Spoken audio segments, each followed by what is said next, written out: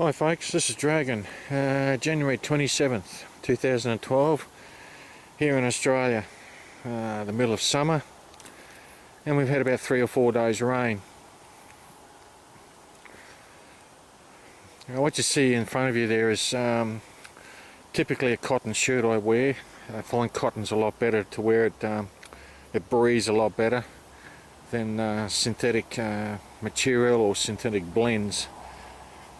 Now this shirt here is wet. In fact, it's damp. Now because it's summer, people tend to think it's warm and it's sunny and it's one of those seasons of the year where if you get wet you're going to dry off very quickly. Well, it's not the case here. That's the sky at the moment. I'm going to have to be quick with this video because it's starting to rain again. In this paddock next door you've got about ankle high grass. It's absolutely saturated. So one of the things you've got to consider, even in the middle of summer in wet conditions, I've got an easterly wind blowing here at about 10 to 15 knots. Humidity is around about 80 to 85% and air temperature is around about 25 to 26 degrees Celsius. The thing you've got to remember is, under these conditions, when your clothing gets wet, like this shirt, and this is, you can see the wet patches on there, but even the drier patches are damp. It's going to take a long time for it to dry out purely on the statistics for air humidity alone. Now having said that, with an easterly breeze blowing, standing out there in the wet, you can have a chill factor on your skin, on your body, which can cause what we call here in Australia, and I think they do overseas, is weather related exposure if you're out there for a long period of time. So you can actually get quite cold even though it's the middle of summer and it's a relatively mild day, just through evaporation of wet clothing by the wind. If the shirt was a lot wetter, and it can happen, we had a lot of heavy rain last night, then you've virtually got no chance of drying this shirt out under these sort of conditions, unless you can light a fire in a sheltered condition and dry it out. Now this video is in response to the very good video that MR posted on the winter snow conditions in his area.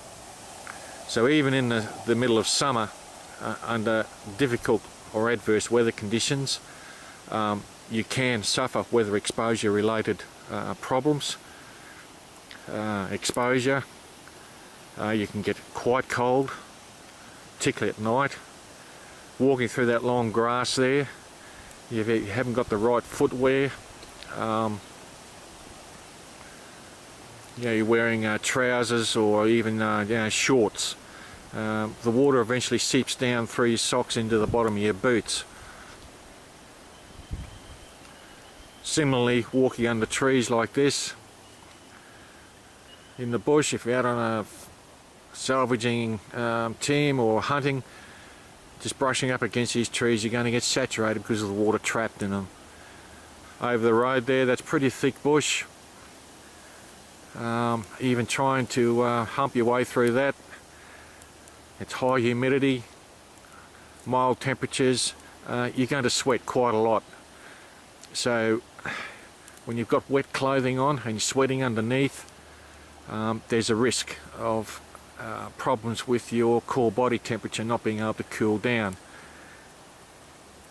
simply because of the humidity in the air and the wet clothing you've got on, and the sweat that's also pouring into it. The same with footwear. If I just pan down, that's the type of boots I normally wear around the yard. Now if I was walking in that paddock next door, I wouldn't wear these boots because I'd only have to go about probably half a dozen paces and my feet would be saturated inside the boot. Now several years ago, in fact a long time ago, when I was working up in the tropics, excuse me, yes, we had some heavy rain up there. I was wearing different boots to these, are military grade boots, and the water just poured in through the boots through my long military camo trousers, down the socks and into the bottom of the boot. So consequently, after a few hours, because we were fairly active, fairly busy, the soles of my feet went white. And not white because of poor circulation, white because my socks were absolutely saturated, and so were my boots. And it gets to the point where the skin starts to peel off your feet because it's so soft.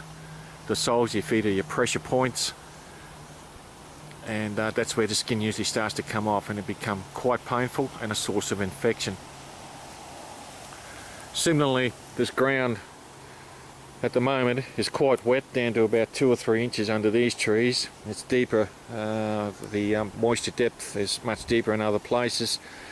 At night, with your sleeping gear, same as cold weather, you wouldn't put your sleeping gear down on this ground. You'd have to put some sort of insulation or something like that between your sleeping gear and the wet ground, because your sleeping gear will absorb the moisture. At night the temperatures do cool down quite a bit, and next thing you know, you've got damp or wet sleeping gear and you're trying to get to sleep in it. And once again, there is a risk of hypothermia, particularly if there's a fairly stiff breeze blowing, and other exposure health problems, related problems. So this is the other extreme of Maine's very good video. This is summer, and people are under the impression that summer is a hot time of the year. Well, you've still got some of the basic problems. You've got to keep yourself dry as much as possible. In extreme cases and high winds, that easterly wind starting to pick up a bit. At night you can start experiencing the first symptoms of hypothermia if you can't get yourself dry and warm.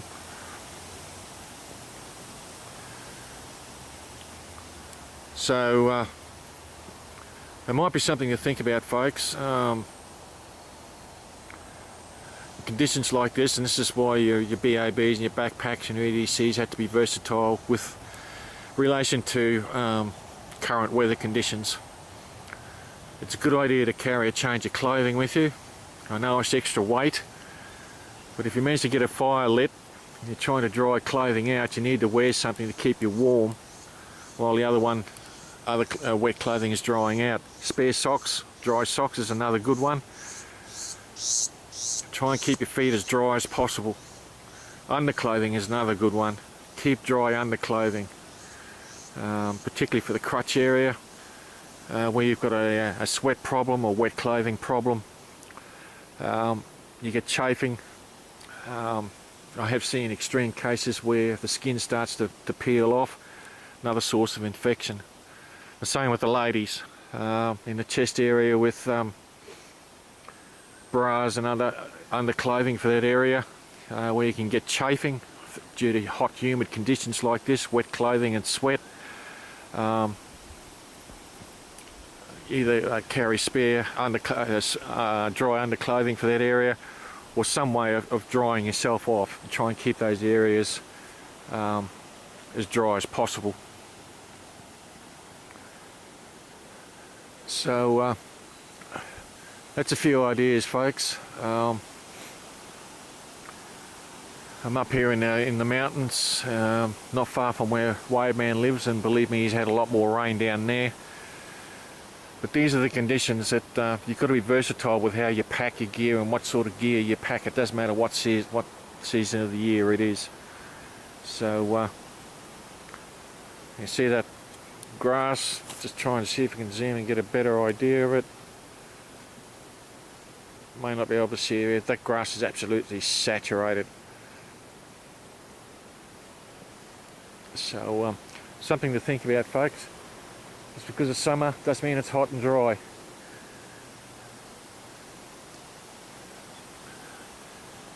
Cloud cover, rain about, high humidity, mild temperatures. Yes, there's a bit of a easterly wind blowing. Later in the day and tonight, if it's still blowing, there'll be a chill to that, so you still got weather exposure related problems and medical problems that can arise for that even in the middle of summer. So I'll call it quits there, folks. It's going to start raining again. I don't want to get this camera wet. So some ideas for you anyway, something to think about.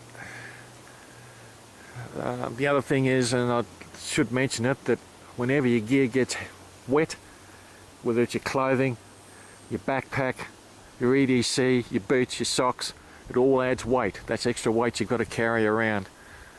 When that gear is absolutely saturated, you'd be surprised how much it increases the weight of what you've got to carry. So that's something else to consider too. I will add that when our troops were deployed in East Timor a few years back, with gear designed for Australian summer conditions, a lot of it was synthetic gear, synthetic material, and in the monsoons up there, this gear that was supposed to keep them dry, the guys were actually getting wetter from sweat underneath than the rain outside, simply because the gear wasn't breathing properly, build up a sweat, high humidity, and got to the point where they just tossed the wet weather gear, and on some occasions, and keep the core body temperature at a suitable level, because the sweat, as you know, is part of the body cooling system, just couldn't evaporate off and keep them cool. So it's a very fine line between being cool, too hot, and too cold, even in these conditions in the middle of summer. Alright folks, thanks very much. I'll call it quits there, starting to rain again. Catch you later.